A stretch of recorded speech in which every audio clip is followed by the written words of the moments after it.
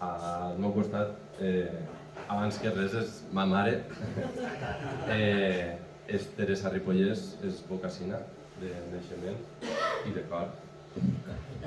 I ella des de sempre ha sigut transmissora i catalitzadora d'aquella memòria, en primer lloc de casa, la memòria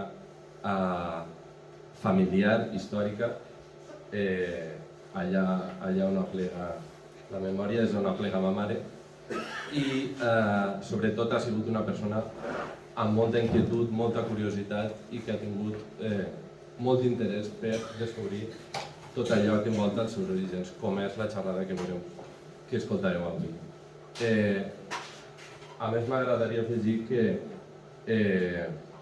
tot això està fet des de la voluntat de donar a conèixer uns fets que són nostres, d'ací del poble, i que no són ben coneguts, i que gràcies a la tasca que ha realitzat ma mare, avui en dia podem posar un poquet més de llum sobre el descobriment d'un dels patrimonis més valuosos que tenim ací al poble, com són els jaciments de les pintures de les coves de la Valltorta.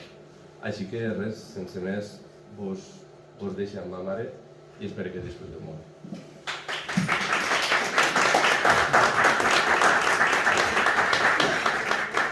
Se nota el voler, Bon dia a tots, senyora alcaldessa, organitzadors i a tots els presents. Ja m'ha presentat ell, no me tinc que presentar jo. Tinc que dir que vaig investigar per a fer el treball de final de grau d'Humanitats de la Universitat Pere Major de Castelló, que el vaig fer sobre la Valltorta, doncs me vaig encontrar en coses, com sempre passa quan se fa alguna investigació, que me van sorprendre i que me van portar a conèixer coses que no sabia. Després d'això, d'este treball, i perquè li va arribar a les seues mans, va contactar amb mi un senyor de Madrid que es diu Daniel Cruz i és un entusiasta de l'art rupestre i de la Valltorta. I entonces me va facilitar, me va dir que ho tenia i que m'ho facilitaria, documentació i fotos de Francisco Polo, procedents del fons de Juan Cabré, que les va facilitar la seva família. Les va cedir perquè me les passara. Anem a veure el context històric de quan se van descobrir les pintures de la Valltorta. Es produeix en un moment en què començava a consolidar-se en Espanya els estudis sobre prehistòria i en el que any rere any se localitzaven noves manifestacions de pintures rupestres. Arran del descobriment de les coves d'Altamira l'any 1868, va ser qüestionada per la majoria dels científics de l'època la seva edat prehistòrica. Al trobar-se útils fabricats en sílex junt a restes d'animals ja extingits, va portar a acceptar-se l'amplitud cronològica del temps prehistòric. Van ser estudiades per l'abat Breil, a qui es deu considerar com impulsor dels estudis de l'art rupestre a Espanya i màxim exponent de la ciència prehistòrica mundial a la primera meitat del segle XX. Des de 1902 fins 1936 va mantindre una presència constant al nostre país i va fer estudis, en molts casos en col·laboració amb Juan Cabré Aguiló. Juan Cabré Aguiló va néixer a Calaceit, Terol, l'any 1882 i va morir a Madrid l'any 1947.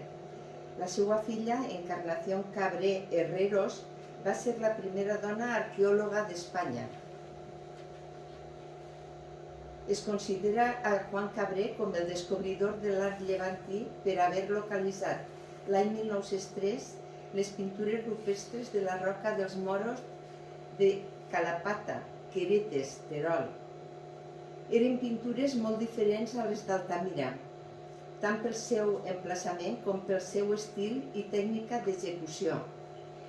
Estes es localitzaven en un xicotet abric on li pegava el sol i obert al paisatge, al contrari a les coves cavernàries del nord, i les pintures cantàbriques, grans i policromades, les de llevant eren de petit i mitjà tamany i fetes en tintes planes i tonos rogencs. Això va portar Braille a acunyar el terme pintures de llevant i que més tard derivaria en art llevantí. Descobriment. Albert Roda i Segarra, un pastor nascut a Tirix l'any 1886 i mort al front de Terol l'any 1838, d'ideologia carlina, va ser qui va mostrar a Francisco Polo, camarada polític, les pintures rupestres del barranc de la Valltorta. Francisco Polo es va adonar de la importància que allò tenia. Va fer uns dibuixos datats i firmats el 17 de gener de 1917, com es pot veure a la fotografia, i es va dirigir a Castelló a comunicar la troballa a l'organisme pertinent. Lluís de l'Arco, en la seva crònica de la troballa de les pintures rupestres que es conserva a l'arxiu de la Reial Acadèmia de la Història, ens descriu com a meitat del mes de març Francisco Polo, veí d'Albocàsser, es va encarregar de comunicar la notícia. Ràpidament va eixir una expedició des de la capital amb Antimo Boscà, catedràtic de l'Institut General Tècnic, per fer una valoració del descobriment. Es van donar compte que es tractava de pintures prehistòriques similars a altres pintures ja conegudes a l'est de la península. Es va comunicar la troballa al Museu Nacional de Ciències Naturals de Madrid i d'allí va vindre un especialista com era Hugo Obermeier. El 25 de març, i acompanyat per els senyors Antimo Boscà, Emilio Aliaga, Luis del Arco, José Senén, Albert Roda i Francisco Polo, van anar al lloc on estaven les pintures descobertes. José Senén, inspector de primera instància, havia comunicat la troballa a l'Institut d'Estudis Catalans i d'allí va eixir una delegació formada per Josep Coromines, Pere Bosch i Antoni Vila. Segons Obermeier, els dos equips treballaven junts en la recopilació de dates de la Cova dels Cavalls i de les coves dels Ribassals o Civils. El mateix dia 24 de març van decidir tornar a Albocàsser a l'abril per continuar en l'estudi del conjunt. Albert Roda i Francisco Polo no acceptaren de bon gust el protagonisme d'Obermeier i el paper en el que quedaven els investigadors espanyols i en desacord en l'esdeveniment que els fets. I van comunicar la troballa al marquès de Cerralbo, Enrique de Aguilera i Gamboa, de significació política com a cap de la minoria carlina al Senat a Madrid. Amb formació universitària i membre de la Real Acadèmia de la Història, li van reservar a ell, no com a director de la Comissió d'Investigacions Paleontològiques que era en aquell temps, sinó personalment l'estudi de les pintures, i el marquès va acceptar i va delegar en Juan Cabré la investigació dels nous descobriments. Es van trobar el dia 9 d'abril a la Valltorta els dos grups d'investigadors, el grup d'Estudis Catalans i el grup de Juan Cabré. A Juan Cabré l'avalava el ser membre de la Comissió d'Investigacions Paleontològiques i l'estreta relació amb el seu director, el marquès de Cerralbo.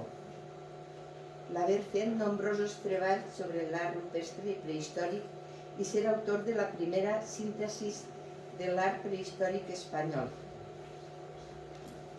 Segons la crònica firmada per Francisco Polo i publicada en el Diari de València, Cabré va estar estudiant les pintures de la Valltorta junt amb Francisco Polo i Albert Roda entre els dies 3 i 10 d'abril, amb la intenció de completar la prospecció de tot el conjunt. Obermeier pensava una altra cosa. Segons ell, es va presentar el senyor Juan Cabré en els primers dies d'abril, qui va copiar amb una rapidesa sorprenent els frescos dels abrics de la Valltorta, exposant-los com a descobriments seus en el Congrés de l'Associació Espanyola per al Progrés de les Ciències en Sevilla en maig de 1917. L'opinió d'Obermaier ha prevalgut i no s'ha valorat suficientment la intervenció de Joan Cabré a la Valltorta. Tenia Joan Cabré el total recolzament dels descobridors de les pintures de la Valltorta per a poder fer el seu treball, facultat que atorgava la llei vigent en aquell temps. Els descobridors podien decidir qui havia de fer la investigació, com confirma l'article firmat per Francisco Polo y publicat al Diario de Valencia, del que reproduïm el següent fragment. El estudio muy detallado y minucioso le ha ocupado a Juan Cabré del día 3 al 17 de los corrientes, teniendo la satisfacción de haber sido su colaborador y guía, habiendo compartido durante este tiempo con él las inclemencias atmosféricas, sus fatigas y penalidades, a la par que hemos saboreado las delicias que trae consigo el estudio de novedades y secretos arqueológicos que aparecían a la vista pintados durante siglos y siglos, pero ocultos a la ciencia moderna.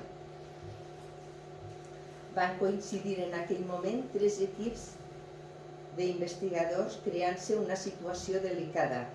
Obermaier va decidir dedicar-se a investigar la meitat nord-oest del barranc i deixar la meitat sud-oest. Francisco Polo.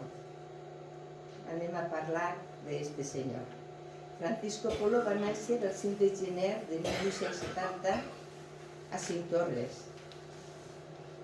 Era fill de José Polo Chilliga i de Teresa García Tena, consorts naturals i veïns de Cinctorres. El seu avi patern, Ignacio Polo Guardiola, fou brigadier durant la Tercera Guerra Carlina. Son pare, José Polo Chilliga, va continuar lluitant defendent els drets i causa del carlisme. Esta militància va motivar l'exili a França de José i una vegada allí, més tard, es va reunir amb ell el seu fill Francisco. Quan van tornar de l'exili, Francisco era un jove distingit amb una formació i cultura avançada per als estàndards de l'època. Es va casar amb una dona de València i es van instal·lar en Algemesí, on tenia un pròsper negoci d'exportació de taronges, a plegar a ser l'alcalde del poble el 1911. Ahí tenim una imatge de Francisco Polo en el temps que era alcalde d'Algemesí. Sent alcalde, es va descobrir la seva participació en una operació de reorganització dels grups residuals carlins, la qual cosa, unida a la interrupció de les exportacions espanyoles als països bel·ligerants en la Primera Guerra Mundial, va provocar la seva ruïna econòmica. L'any 1917 estava vivint temporalment en casa de la seva germana Maria Polo García en Albocàsser i és llavors quan li comunica a Roda de Tiris, pastor d'ofici d'ideologia carlina, de l'existència de pintures en els abrics de la Valltorta.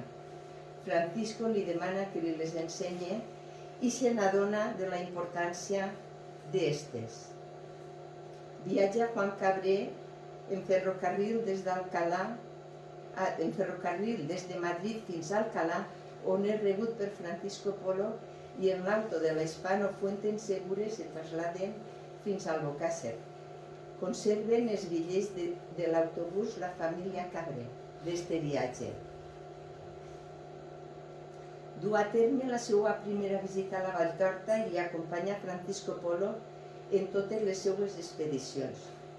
El fet del descobriment va tindre ressonància en la societat i Francisco Polo va remetre l'article que antes hem llegit al Diari de València. Així tenim imatges de Francisco Polo, fetes per Joan Cabré, el que viatjava en un equip de fotografia de campanya. Este equip el tenia que trasladar en una caballeria, pero entonces nos queden mostres d'aquells dies.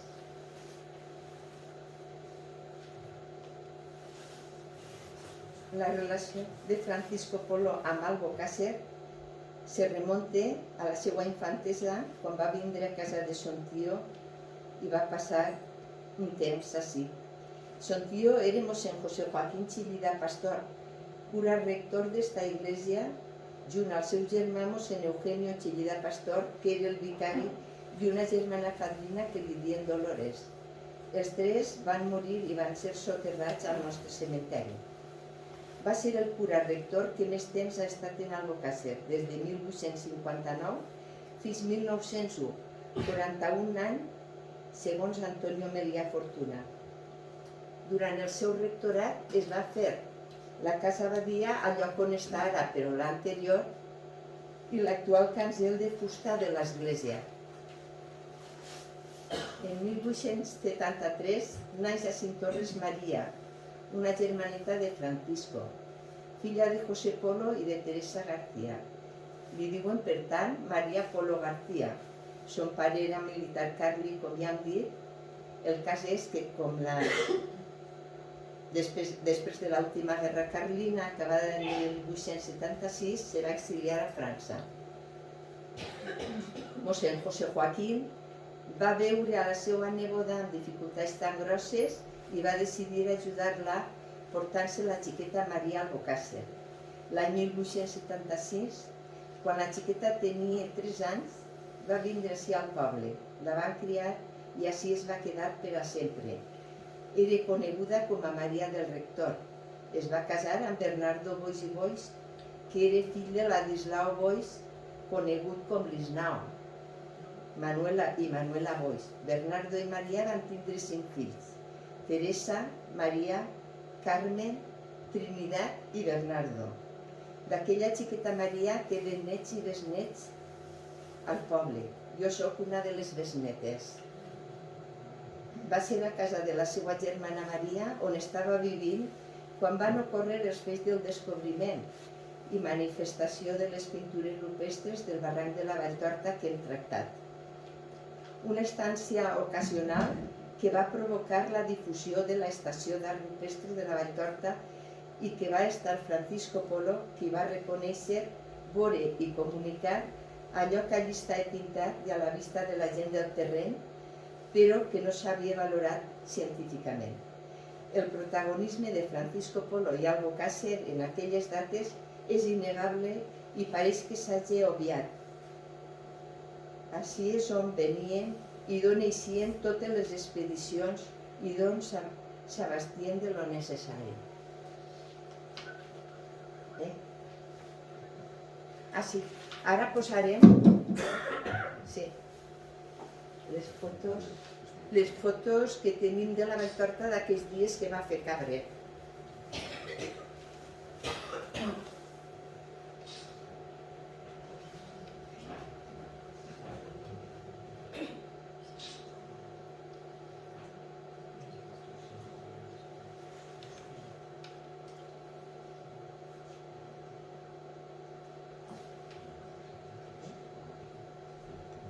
Sí, passades a parlar.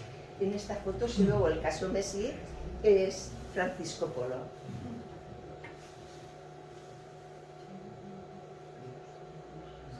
Així, no sé si se pot veure d'ahí, però és un grup de gent del terreno, no sé si eren d'ací o de Tirits, però hi ha una dona que porta la labor de punt de ganxo, se veu que volia aprofitar el temps.